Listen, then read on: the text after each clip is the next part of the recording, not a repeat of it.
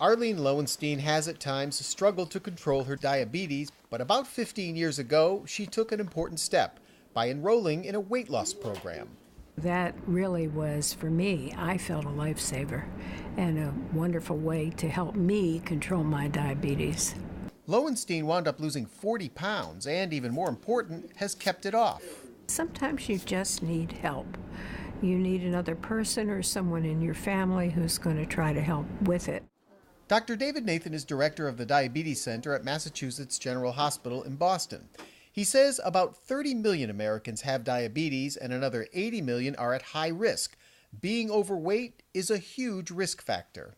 People who are overweight or obese have an increased risk for diabetes development that's anywhere from 25 to 100-fold greater than people who are at a healthy thin weight.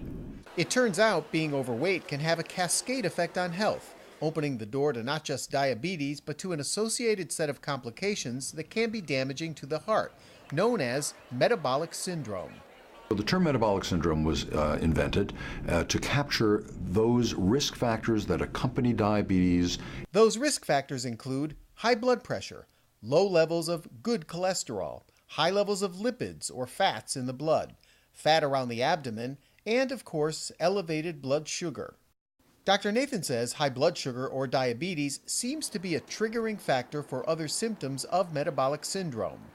Once you have diabetes, you get elevated blood pressure in something like 75% of people, abnormal lipids, cholesterol in another 75%. Diabetes is largely a genetic disease, and so can't always be prevented by weight loss. There are about 5 to 10% of people who develop type 2 diabetes who are thin. But for the majority, weight control remains perhaps the most important way of keeping diabetes and metabolic syndrome at bay. People who aren't exercising enough, people who are gaining weight, overeating.